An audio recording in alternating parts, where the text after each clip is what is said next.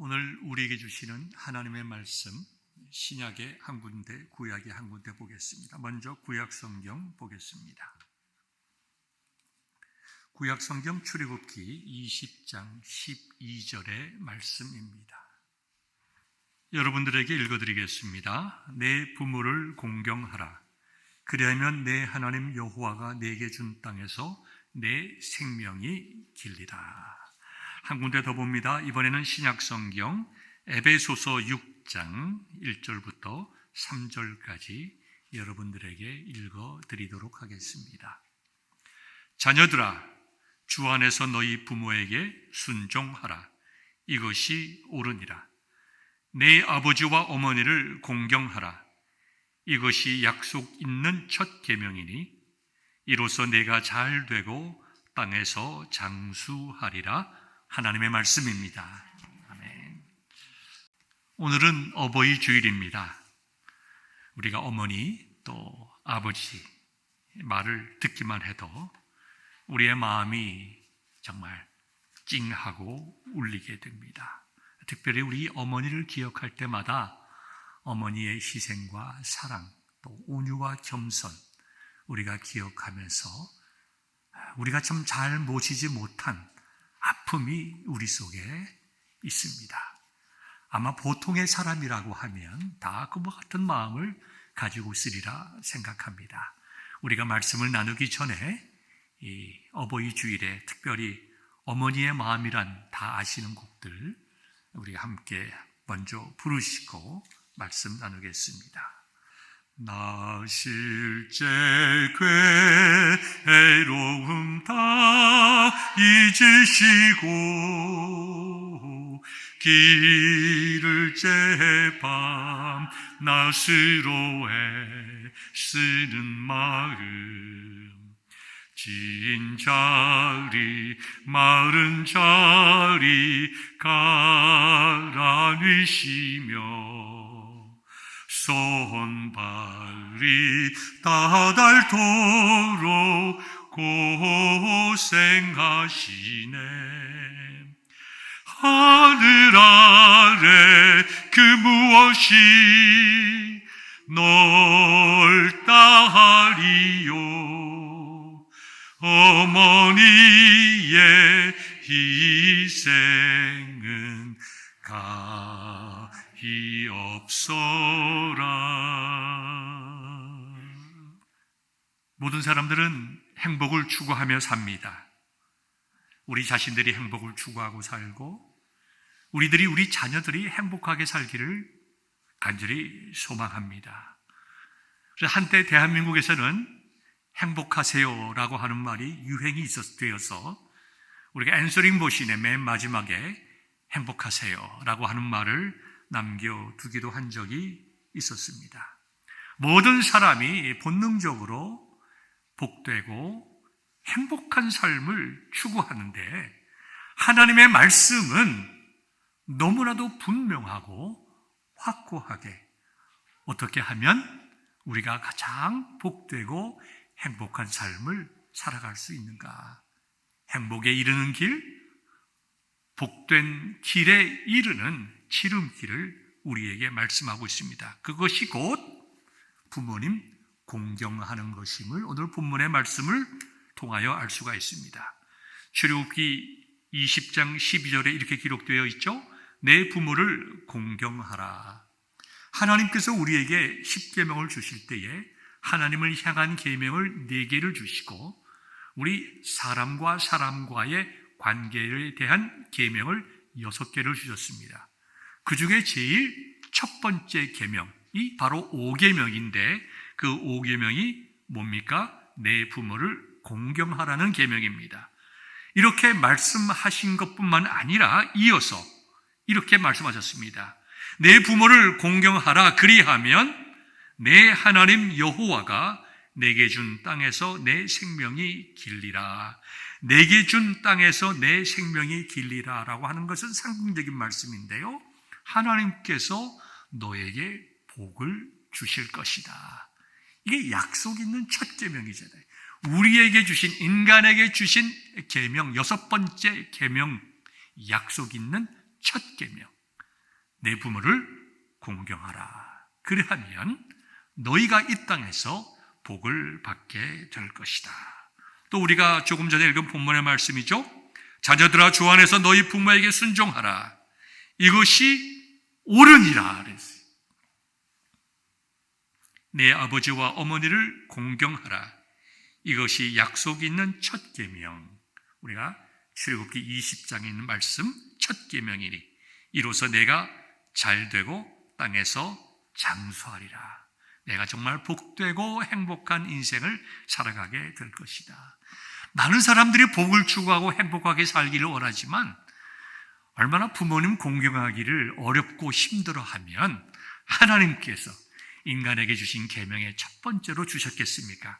오늘 우리가 본문을 가지고 말씀을 나눌 때에 저와 여러분들의 마음속에 다시 한번 우리를 낳아주시고 길러주시고 희생하신 우리 부모님들을 기억하고 정말 열심히 공경하고, 혹시 여러분 가운데에 이미 어머니와 아버지가 이 세상에 계시지 않는다 하더라도 우리가 동일한 마음으로 우리의 자녀들이 우리를 공경함으로 복된 인생 살아갈 수 있도록, 또한 우리가 나이 많이 드신 부모님들을 잘 공경함으로 우리의 자손들이 우리가 부모 공경하는 것을 배울 수 있는 그런 은혜와 도전을 가질 수 있기를 간절히 소망합니다. 저와 여러분들은 제가 자세히는 모르지만 보통의 부모를 가졌습니다. 저희 부모님도 보통 사람입니다. 평범한 부모님이십니다. 어떤 사람들은 세상에서 소위 말하는 대단한 부모님을 만나서 좋은 환경 속에서 자라고 또 쉽게 성공한 금수저와 같은 인생을 살아간 사람들도 있거니와, 또 어떤 사람들은 참 이상한 고약한 부모님을 만나서 많은 상처를 받고 어렵고 힘든 시간들을 보낸 사람들도 있습니다. 그래서 어떤 분들에게는 어머니와 아버지를 생각하기 힘들어하는 그런 분들도 계십니다. 여러분들이 잘 아시는 그 이동원 목사님이라고 계십니다. 이제 은퇴하셨는데요. 그분이 이렇게 말씀하는 것을 제가 직접 들었습니다. 그분은 아버지라고 하는 이름만 들어도 지긋지긋했다는 거예요. 어머니를 생각만 해도 어머니가 그냥 불쌍하기만 하다는 거예요. 이동원 목사님께서 고등학교를 다닐 때에 아버지가 사업에 실패하셔서 가족이 아주 풍지박산이 났답니다. 집에 가면 빚쟁이들이 기다리고 있고 어머니한테 해코지하고, 그래서 아버지라고 하는 존재가 자기에게는 너무 싫었다는 거예요. 그러다가 예수님 믿고 정말 성경에서 말하고 있는 하나님 아버지는 내 육신의 아버지와는 다르다. 그래서 그렇게 부르기도 싫었던 아버지를 정말 밤새도록 울면서 하나님 아버지, 나에게 새로운 아버지, 하나님 감사합니다. 그렇게 우셨다고 하는 제가 간증을 들은 적이 있는데요. 그만큼 어떤 사람에게 있어서는 아버지와 어머니가 자기의 마음속에 돌이킬 수 없는 깊은 상처를 주신 부모님이 있을 수도 있습니다. 그러나 사랑하는 성도 여러분, 인간이기에 할 수 있는 참 귀한 것이 있는데요. 그것은 용서입니다. 우리가 용서받기 때문에 살아갈 수 있는 것처럼, 혹시 저와 여러분들의 마음속에 부모님으로부터 받던 아픔과 상처가 있다면 이 시간 우리가 다 용서하고 우리가 예수 그리스도 안에서 용서받은 사람으로서의 자유함과 용서할 수 있는 은혜 받은 기쁨을 동시에 누릴 수 있기를 간절히 바랍니다. 그럼에도 불구하고 사랑하는 성도 여러분, 우리는 부모님을 공경해야 합니다. 상처를 주신 부모님도, 자랑할 만한 것이 없는 부모님도, 우리가 보기에 특별히 내세울 것 없어서 부모님이 어떤 인생을 살아갔느냐라고 우리 자식들이 우리에게 물어볼 때에 특별히 이야기해 줄 것이 없는 보통의 인생을 살아가신 부모님들이라 하더라도 우리는 그분들이 계셨기에 우리가 존재하고, 또 우리가 그분들이 계셨기에 우리가 천국 가서 영원한 복락을 누리게 되었으니 우리는 어떤 부모이든지 감사하고, 특별히 어려운 시대를 살아간 우리들의 부모님들, 특별히 많이 가지지 못하고 누리지 못하고 고생하신 우리 부모님들, 어떻게 보면 자신들의 인생을 뒤돌아보면서 나는 참 대단치 못한 인생을 살아왔다라고 쓸쓸하게 생각하실 수 있는 우리 부모님들을, 아닙니다 어머니, 아닙니다 아버지, 우리 부모님은 참 귀한 인생을 살아오셨습니다. 우리가 우리 부모님들을 축복하고 격려할 수 있기를 간절히 원합니다. 여기에 대해서는 여러분들에게 하나의 이야기를 소개하고자 하는데요, 미국의 16대 대통령이었던 에브라함 링컨 대통령의 아버지입니다. 링컨 대통령의 아버지는 원래 농부입니다. 그 시대에 대부분 다 농부였죠. 그리고 링컨이 대통령이 취임할 때에 그 아버지는 신발을 만드는 슈메이커였습니다. 1862년 3월 4일 제16대 미국 대통령으로 취임할 때에 아브라함 링컨이 이제 상원에 섰습니다.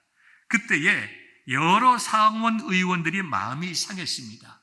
대통령은 우리 가문에서 나와야 되는데 저렇게 신발 만드는, 우리 집에 신발이나 만들어주는 저렇게 천한 가문에서 대통령이 됐다니, 존중하는 마음이 없는 그런 의원들이 있었습니다. 그래서 링컨이 취임사를 막 읽으려고 할 때에 그 시대에 굉장히 부자인 상원 의원 한 사람이 일어나더니 거들먹거리면서 이렇게 말했습니다. 당신 아버지가 우리 가족의 신발 만드던 사람이라고 하는 것을 잊지 마십시오. 그 얘기를 하자 여러 상원 의원들이 폭소를 터뜨리며 웃었습니다. 그들이 비웃음이 다 끝나기까지 기다린 후에 링컨이 이렇게 얘기를 합니다. 의원님, 제 아버지가 의원님 식구들 신발 만들어 주는 사람인 것을 제가 알고 있습니다. 아마 의원님뿐만 아니라 우리 아버지가 만들어준 신발을 신고 다니시는 여기 의원들과 식구들이 많이 있을 것입니다. 그런데 여러분, 우리 아버지가 만든 신발 때문에 불편한 적 있으십니까? 불만 가지신 적이 있습니까? 제가 알기에는 아직까지 한 사람도 없습니다. 우리 아버지는 그냥 신발을 만들지 않았습니다. 모든 정성을, 영혼을 쏟아부어 신발 한 컬레 한 컬레를 만들었습니다. 저는 신발 한 컬레에도 영혼을 쏟아부을 줄 아는 내 아버지가 정말 자랑스럽습니다.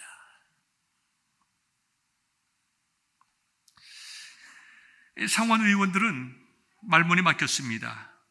일어서서 거만을 떨며 대놓고 무시하던 그 상원 의원도 머쓱해져서 아무 말도 하지 못한 채 멍하니 서 있었을 때에 링컨이 말을 이어갑니다. 저도 아버지에게 배워서 신발을 만들 줄 압니다. 제가 대통령이 되었습니다마는 혹시 제 아버지가 만든 신발이 불편하시거나 불만이 있으시면 저에게 말씀하십시오. 제가 항상 제 손으로 새 것을 만들어 드릴 용의가 있습니다. 얼마나 멋집니까? 저는 우리가 부모님을 공경하고 존중하고 잘 섬겨야 될 이유를 오늘 세 가지를 말씀드리고자 합니다. 첫 번째, 우리는 근본적으로 왜 하나님께서 이 말씀을 우리에게 주셨는가, 이 계명, 명령을 주셨는가를 잘 알아야 됩니다. 하나님께서는 온 우주 만물을 창조하시고 가정을 세우셨습니다. 요즘은 세상이 너무너무나 타락해서 결혼의 정의를 한 사람과 또 한 사람의 인격적인 만남을 결혼으로 정의를 했습니다. 이달 초에는 샬롯에서 열린 연합감리교회 유나이티드 메토디스트 처치에서 결혼의 정의를 이렇게 바꾸고 말았습니다. 한 남자와 한 여자의 결혼이 아니라 한 인격체와 또 다른 인격체, 남자와 남자이든 여자와 여자이든 상관없이 결혼으로 인정했습니다. 그래서 8,000여 연합감리교 교회가 UMC를 떠나서 새로운 글로벌 유나이티드 메토디스트 처치를 이렇게 새롭게 만들었습니다.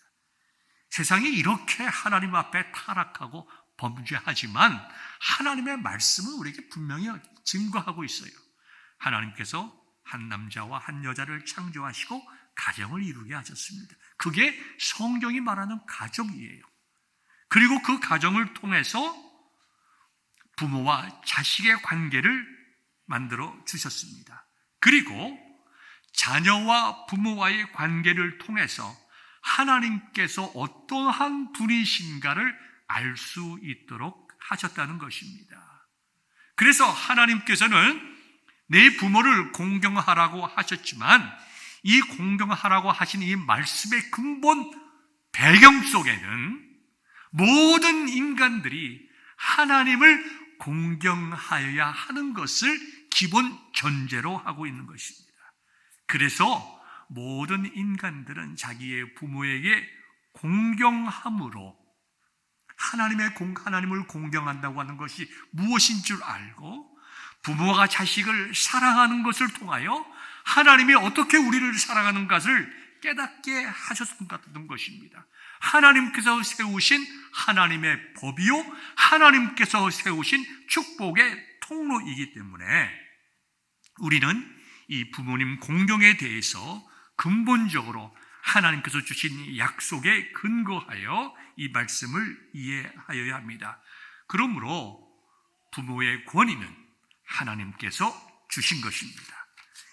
가정이라고 하는 제도를 하나님께서 세우셨기에 부모라고 하는 그 권위를 하나님께서 주시고 부모라고 하는 책임을 하나님께서 주신 것이고 순종하고 공경해야 할 책임과 의무 역시 하나님께서 주시고 하나님께서 세우신 그 제도, 하나님께서 말씀하신 그 명령에 순종하는 자에게 하나님께서 은혜와 복을 주시겠다고 하는 것이 하나님께서 우리를 인도하시고 보호하시고 복 주시는 방법입니다. 우리가 성경을 보면요, 불완전한 부모들이 많이 나옵니다. 아마도 아담과 하와 역시 불완전한 부모가 되겠지만 특별히 우리는 노아를 통해서 불완전한 부모를 보게 됩니다. 홍수 심판에서 구원을 받았습니다. 그 다음에 농사를 지어서 이제 포도를 수확하고 포도주를 만들었습니다. 노아가 포도를 많이 마시고 벌거벗고 잡니다. 여러분, 노아가 누구죠? 하나님께서 의로운 자라고 했습니다. 모든 인류들이 다 멸망받을 때 구원받은 자입니다. 그만큼 대단하고 훌륭하고 하나님을 경외하는 자였지만 그 역시 연약한 한 사람입니다. 아버지가 되었지만 나이가 있었지만 역시 연약한 한 사람입니다. 술에 잔뜩 취해서 그저 대낮에 벌거벗고 있습니다. 셈, 함, 야벳 세 아들이 그 멀리서 그것을 보았습니다. 그때에 이 함 둘째 아들 함은 아버지를 조롱하고 비난했습니다. 어떻게 아버지가 저럴 수 있나? 창피한 아버지를 무시하는 거예요. 그러나 첫째와 셋째 셈과 야벳은 아버지의 부끄러운 부분을 보지 않기 위해서 뒷걸음질 쳐서 아버지의 하체를 덮어주었던 것입니다. 나중에 잠에서 깬 노아는 그 사실을 알고 둘째 아들이지만 저주했어요. 어떻게 저주했냐면 종의 종이 될 것이다. 대를 이어가면서 내 형들의 종이 될 것이다. 여기서 우리가 분명한 것을 깨달아야 됩니다. 아무리 그래도 그렇지 자식의 실수를 용서해 줘야지 어떻게 아버지가 자식을 저주할 수 있나. 여러분, 이것은 노아가 자식을 저주하는 것 그 정도의 프레임으로 보면 안 됩니다. 하나님께서 효도하고 공경하라고 하는 것이 무엇인지 말씀해 주시는 거예요. 노아의 삶을 통해서, 그 아들의 삶을 통해서 부모를 함부로 대하고 함부로 말하고 부모를 공경하지 않는 자, 부모의 허물을 드러내는 자, 하나님께서 저주할 것이라고 하는 것을 말씀해 주시는 거예요. 그 다음에 이 노아는 셈과 야벳을 복 주시는데 특별히 맏아들 이 셈에게 복을 주죠. 하나님 여호와를 찬송하리로다. 영적인 축복을 줍니다. 후에 예수님도 이 셈의 후예로부터 태어나시게 되었습니다. 이것 역시 부모를 존중하고 공경하며 부모의 허물을 가린 자에게 주시는 하나님의 복을 이 스토리를 통해서 우리에게 말씀하고 있는 것입니다.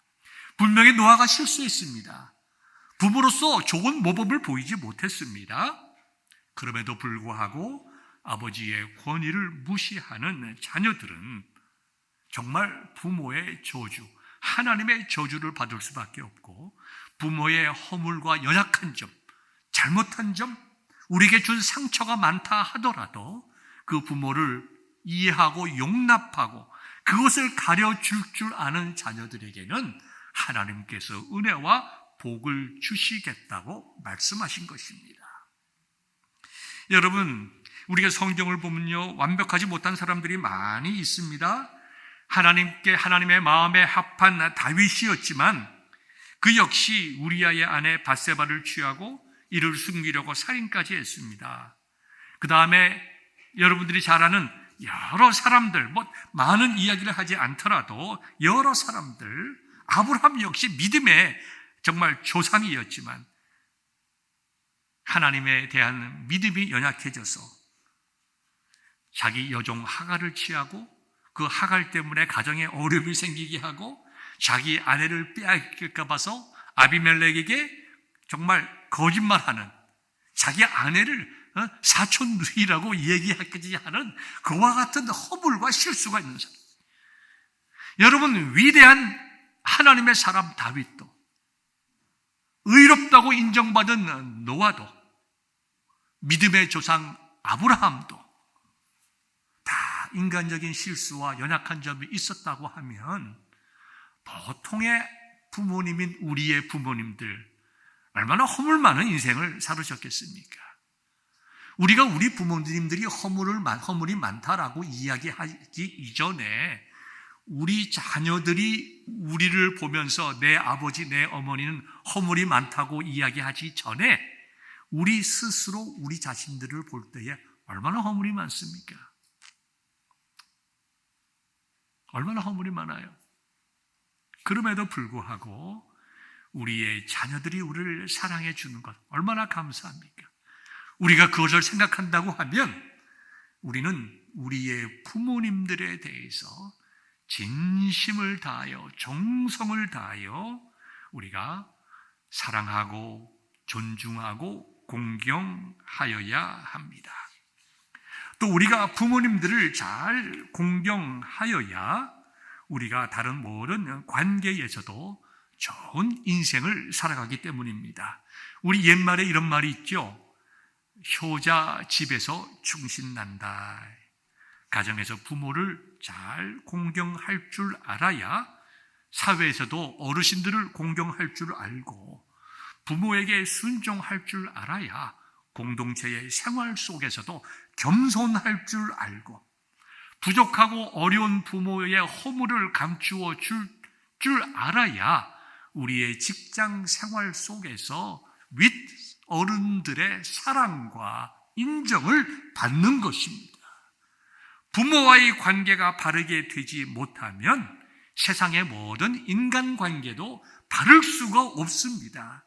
그렇기 때문에 우리 자신들의 복된 삶을 위해서, 우리 자손들이 보고 배워 복된 삶을 살아가게 하기 위해서 저와 여러분들은 오늘 이 시간 꼭 결단합시다. 우리가 부모님을 공경하고 순종하고 존중하고 섬기기로. 두 번째, 여러분들에게 나누고 싶은 말씀은 우리가 특별히 자녀들에게 부모님 순종하는 것에 대한 좋은 모범을 보일 수 있기를 바랍니다. 특별히 어렸을 때에 무엇보다도 순종하고 존경하는 법을 자녀들이 배워야 합니다. 어려서부터 부모에게 순종할 줄 모르면 커서도 부모에게 순종할 줄 모릅니다. 요즘에는 이 젊은 어머니들이 자식 하나를 많이 낳지 않으니까요. 아이 하나 낳아서 모든 것 다 해줍니다. 그런데 우리 옛 어른들의 이야기를 들어도 그렇고 또 저도 이렇게 살아보면서 깨닫는 게 뭐냐 하면 고생하며 자란 자식이 부모에게 잘합니다. 모든 것 다 있는 것 없는 것 다 희생하며 자식에게 잘 해주는 것, 그것요 정말 자식을 위한 길이 아닐 수가 있습니다. 제가 지금도 기억합니다. 제가 저쪽 북쪽에서 목회할 때에 어머니는 조그만 차를 타고 다니시고 자기 아들 다치지 말라고 벤츠를 사준 부모님이 있었습니다. 대학생 아이한테. 파킹에서 주일 오후에 벤츠 키를 말이죠. 땅에다 집어 던지면서 부모한테 대드는 것 봤습니다. 여러분, 왜 아이들한테 그렇게 비싼 차를 사줍니까? 자기는 정말 낡은 차를 타고 다니면서. 왜 부모가 정말 그렇게 고생하면서 왜 자식들한테는 지나치게 줍니까? 과연 그것이 옳은 일일까요? 그것이 자녀를 위한 길일까요?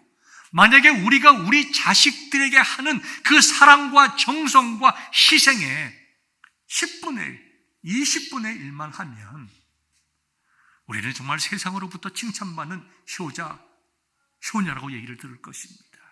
저도 어제 말씀을 이렇게 준비하면서 내가 과연 이런 설교를 성도들에게 할 수 있나 참 심히 괴롭고 고통스러웠습니다. 그러나 우리가 오늘 말씀을 나누면서 다시 한번 내가 내 자녀에게 행하는 그 정성과 희생에 정말 10분의 1, 100분의 1만이라도 우리 부모들에게 행하자. 그러면 내 인생이 복되고 내 자녀들이 복받는 길이다. 내가 자녀들에게 무엇을 줌으로써 그 자녀들이 복되다라고 생각하는 어리석음에 빠지지 말고 하나님으로부터 복받을 수 있는 자녀 되도록 우리의 자녀들이 하나님 공경하고 하나님 공경하는 방법을 통해서 부모를 공경할 수 있도록 우리가 부모님이 다 이미 정말 천국 가셨으면 이 땅에 계시지 않으면 나이 많으신 어르신들 섬기는 모습을 통해서 다른 사람을 존중히 여기고 귀히 여기는 모습을 자녀들에게 가르치고 모범을 보임으로 우리들의 자녀들이 부모를 잘 따라올 수 있도록 하는 것이 매우 중요하다고 믿어집니다. 세상이 참 무질서하고 살벌해졌죠. 너무 학생들의 인권을, 대한민국 같은 경우는 학생들의 인권을 지나치게 강조하다 보니까 학생들의 인권 때문에 교사들의 인권이 아주 땅에 떨어졌습니다. 아이가 수업 시간에 공부를 하지 않고 들어 누워 있어도 체벌하지 못합니다. 뭐라고 그러면 부모가 와가지고 난리를 칩니다. 선생님 뺨을 때립니다. 제가 그런 기사를 자주 봐요. 여러분도 자주 들을 것입니다. 세상에 저렇게 무식하고 어리석은 부모가 있나? 저건 자녀를 위하는 것이 아니라 자녀를 망하게 하는 것이다. 자녀를 망하게 하는 거다. 제가 이런 책 제목을 제가 읽고 아마 우리 교회 도서관에 있는 것으로 알고 있는데요. 꽃으로도 때리지 마라. 그런 책이 있습니다. 아이들에게 체벌하지 말라는 거죠. 부모가 아이들에게 꽃으로도 때리지 마라. 참 좋은 얘기죠. 왜 때립니까? 때리면 안 됩니다.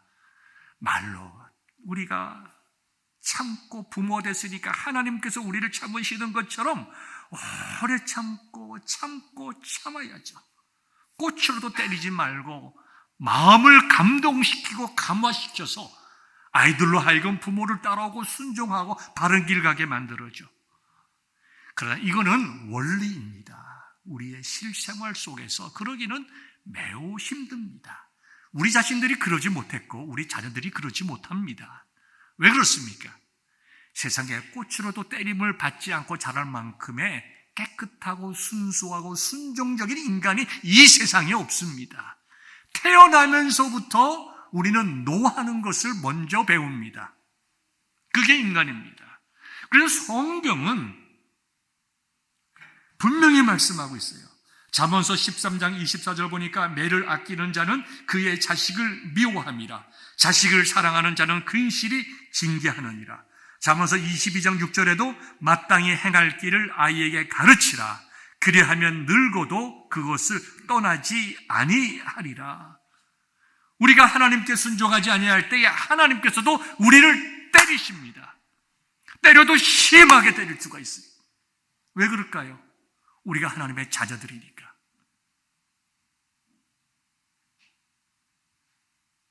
왜 우리가 자녀 훈육이 중요한가? 그걸 과정을 통해서 우리가 부모님을 바르게 공경하는 방법을 배우기 때문입니다.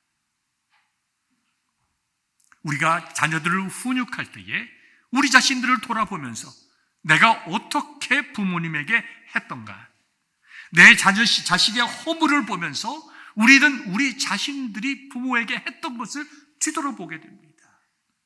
그리고 회개하고 부모님을 바르게 섬기게 되죠. 그럼 마지막으로 우리가 어떻게 우리 부모님을 공경해야 할까요? 우리 짧게 말씀을 드리겠습니다. 첫 번째, 우리가 부모님을 공경하되 부모님에 있는 그 모습을 그대로 받아들이는 것입니다. 어렸을 때는 부모님이 다 우리의 영웅이죠. 우리 황 목사님의 큰아들 이한이가 지금은 어떤지 모르겠지만 어렸을 때 자기는 목사가 된다고 그랬어요. 목사가 뭐 하는지도 모르겠지만 그저 목사인 아버지가 최고로 보이는 거예요. 아버지는 모든 어린이들의 히로입니다. 그러나 자라면서 나이가 들고 사춘기를 지나면서 아버지의 허물이 보이기 시작합니다. 잘못도 보이고 결점도 보입니다. 자기는 하지 못했으면서 자기에게, 아버지는 하지 못했으면서 자기에게 강요하는 부모들도 보게 됩니다. 반항하게 되죠. 아버지가 위선적으로 보이기도 하고 형편없이 보이기도 합니다. 그러나 우리는 이미 어른이니까 우리가 부모님의 허물을 용납하고 섬길 때에 우리 자식들이 우리의 허물도 용서해 주는 것입니다. 그래서 우리의 공경이라고 하는 것은 우리 부모님들만 잘 되는 것이 아니라, 나만 복받는 것이 아니라 우리의 자녀들까지 복받는 3대가 복받을 수 있는 것이 공경입니다. 첫 번째, 용납하고 감사함으로 우리가 공경합시다. 두 번째, 부모님의 삶을 인정하고 우리가 위로합시다. 모든 부모님들은 좋은 부모 되기를 원합니다. 저희들이 좋은 부모님 되기를 원했던 것처럼 우리의 부모님도 좋은 부모가 되기를 분명히 원하셨을 것입니다. 여러분들이 잘 아시다시피 약 한 3주 전에 저와 제 처가 제 장모님의 장례 예배를 위해서 한국에 다녀왔고 가서 또 그 짧은 기간이었지만 또 요양병원에 계시는 저희 어머니도 만나고 위로하고 왔습니다. 제가 이렇게 특별히 저희 어머니를 이렇게 만나기 위해서 집에서 나가서 그다음에 전철을 타고 또 시외버스를 타고 또 다시 또 택시를 타고 참 이렇게 쉽지 않고 먼 거리지만 그 거리를 왔다 갔다 하면서 제가 참 많은 걸 생각했습니다. 나는 어떤 자녀였나, 우리 부모님이 어떤 부모였냐가 그게 중요한 것이 아니라 내가 어떤 자녀였나, 내가 어떤 아들이고 어떤 자식인가 참 많이 생각하고 정말 반성하고 회개를 했습니다. 정말 우리가 부모님의 삶을 인정하고 위로하는 것이 얼마나 중요한가. 제가 우리 어머니나 우리 장모님을 생각하면 제가 참 이런 말씀을 많이 했던 것이 기억이 됩니다. 장모님, 어머니 귀한 인생 살아오셨습니다. 참 어렵고 힘든 시기를 살아오면서 참 열심히 살으시고 자녀들을 위해서 희생하시고 참 많이 눈물에 기도해 주신 것 우리 자녀들이 다 알고 있습니다. 장모님도 그거 참 많이 위로가 됐던 것 같아요. 우리 어머니도 마찬가지입니다. 우리의 부모님들이 참으로 힘든 인생을 살았습니다. 그렇게 살아주시고 건강하게 살아주시고 끝까지 참 믿음으로 살려고 애쓰시고 그랬던 모습을 우리가 인정하고 우리의 어머니의 인생이 귀한 인생이었다고 하는 것, 가치 있는 인생이었다고 하는 것, 존귀한 인생이었다고 하는 것, 우리들에게 있어서 참 모범이 되는 인생이었다고 우리가 인정해드리고 우리가 존중해드리고 하는 것이 너무너무나 중요한 것이다. 그리고 우리 여러분들의 부모님들 가운데, 주위의 친척 부모님들 가운데 아직까지 예수를 믿지 않는 분들이 계신다고 하면 그분들의 영혼이 잘 될 수 있도록 예수 그리스도를 그분들에게 소개하고 정말 예수님 믿어 구원받도록 하는 것, 최고의 효도요, 최고의 사랑이요, 최고의 정말 복받을 일인 것을 믿을 수 있기를 바랍니다. 그 다음에 마지막으로 하루하루의 생활을 통해서 부모님을 공경할 수 있기를 바랍니다. 잠언서 23장 25절의 말씀을 보면 내 부모를 즐겁게 하며 너 낳은 어미를 기쁘게 하라. 우리가 부모님에게 잘 하려고 해도 부모님이 원하는 것이 무엇인지 잘 모를 때가 있습니다. 저도 아이들 3명을 낳고 이렇게 기르면 그런 것 같아요. 아이들이 부모님을 사랑하지만 우리가 어떻게 해야 정말 기뻐할까를 아이들이 잘 모를 때가 있다는 것입니다. 옛날 어느 마을에 소문난 효자 한 명이 있었습니다. 그 마을에 새롭게 부임한 원님이 이 동네에 가장 효자가 누구인지 알려주기를 바란다. 내가 상을 주겠다. 그래서 소문을 듣고 한 사람을 데리고 왔습니다. 자네가 마을의 유명한 효자라고 하는데 부모님 형편이 어떠하신가? 그 효자가 대답합니다. 네, 원님. 저의 어머니는 15년 전에 세상을 떠나셨고 지금 혼자 계시는 아버님을 모시고 사는데 혼자 사시니까 불편이 없이 사실 수 있도록 최선을 다하여 아버님을 모시고 있습니다. 그렇게 아버님을 이렇게 모시다 보니까 이 효다 소리를 듣게 되었습니다. 그 말을 듣고 원님이 상을 준 것이 아니라 호통을 내리칩니다. 아주 고약한 놈이로구나. 여봐라, 이놈을 형틀에 묶고 곤장을 3대를 치도록 하여라. 저놈이 마누라와 자기를 살면서 아버지가 15년 동안 혼자 계시는데 장가도 보내드리지 않고 이런 놈이 무슨 효자란 말이냐. 결국 그 효자는 상 받은 것이 아니라 곤장 3대를 맞고 집에 왔습니다. 혼자 따로 살고 계시는 아버지에게 갔습니다. 아버님, 제가 이렇게 해서 곤장 3대를 맞고 왔습니다. 그랬더니 아버님이 이렇게 말씀하십니다. 얘야, 이번에는 정말 좋은 원님이 제대로 왔구나. 그렇게 좋아하셨다는 거예요. 나이 많은 부모님들에게 놓친네 정말 이 말 좀 안 썼으면 좋겠어. 우리 교회들끼리는 이게 어르신들 비하하는 말입니다. 우리가 여러분들이 이제 모르고 쓰시는 말인 건 제가 알아요. 누가 부모님을 그렇게 하겠습니까만은 우리가 단어 하나라도 우리들의 부모님을 향하여 하는 말에는 우리가 신중하고 조심했으면 좋겠어요. 왜 놓치됩니까? 마음은 청춘입니다. 왜 정말 부모님의 무엇을 원하는가? 우리 동네에는 그런 것이 없지만 뉴욕이나 LA나 이 큰 도시에 가면 노인 아파트들이 있는데요. 노인 아파트들은 할머니, 할아버지들 연애하느라고 난립니다. 얼마나 좋아요. 얼마나 좋습니까? 얼마나 감사합니까? 외롭고 적적하게 사시보다 친구가 생기고 그래 또 같이 사시면 얼마나 좋겠어요. 그렇게 기뻐하고 즐거워하고 그런 거를 부끄러워하는 자녀들이 있어요. 우리 아버지가 망령났다고 세상에 그렇게 벌 받을 사람이 어디 있습니까? 정말 곤장을 열대는 맞아야 돼. 그런 사람들은 부모님이 기뻐하시고 원하시는 것, 부끄러워하지 말고 부모님이 즐겁게 하는 것, 그렇게 하면 하나님께서 우리에게 뭘 말씀하셨습니까? 내 하나님 여호와가 내게 준 땅에서 내 생명이 길리라. 생명이 길다라고 하는 것은 상징적이잖아요. 하나님께서 복을 줄 것이다. 자녀들아, 주 안에서 너희 부모에게 순종하라. 이것이 옳으니라. 내 아버지와 어머니를 공경하라. 이것이 약속이 있는 첫 계명이니 이로써 내가 잘되고 땅에서 장수하리라.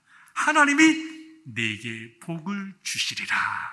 우리가 효도함으로 우리들의 부모님이 기뻐하시고 우리들이 복을 받고 부모님 효도하는 모습을 보면서 배워 효도하는 우리들의 자녀들이 대를 이어가며 3대, 4대, 5대가 복을 받는 믿음의 가정 될 수 있기를 주님의 이름으로 축원합니다. 기도하겠습니다.